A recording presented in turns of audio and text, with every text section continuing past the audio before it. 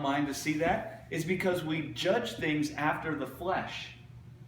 Like we said, we look at what they do, whether it be good or whether it be evil. We look at what they have.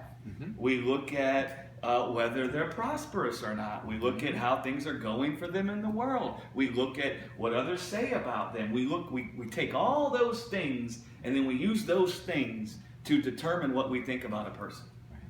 God never did that.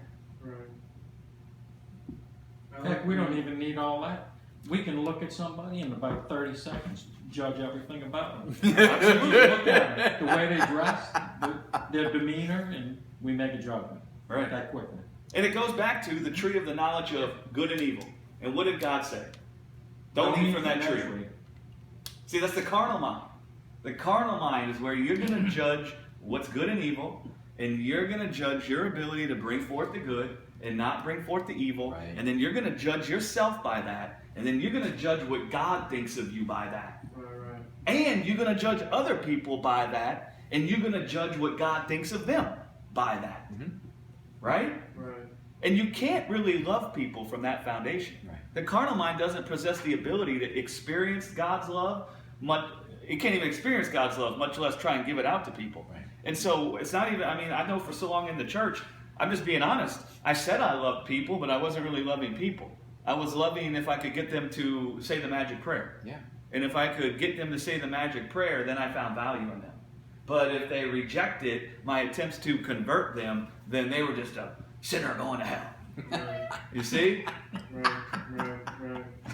You see, there's a big difference there. See, people can recognize whether you're really loving them or not. Yes.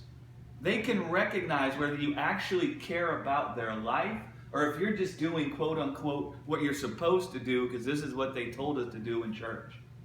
A person can tell. Yeah. They can feel it if a person actually cares. The reason why so many of the sinners flock to Jesus. Now that contradicts our view of how God would be in the midst of sinners. Right? We would think the sinners would be scared of God. Run the other way. Run the other way. Right. Yeah. They flocked to Jesus because they felt like this guy thinks my life is valuable. This guy cares for my life. This guy is calling God Father. He's walking around healing people. And when he looks at me, he calls me beautiful. That's like a clash of the titans. Yeah. Because under the system that was in the earth at the time, the law of Moses, looking at the law of God according to the letter, it told all these people that they're the rejected of God. That God is frowning upon them. That God has forsaken them because of their vileness. Now Jesus comes as God to flip up all of our theology, to renew our minds from the carnal mind to the mind he was of. Right? Big difference. Yes. Does that make any sense? Yep. Absolutely. And so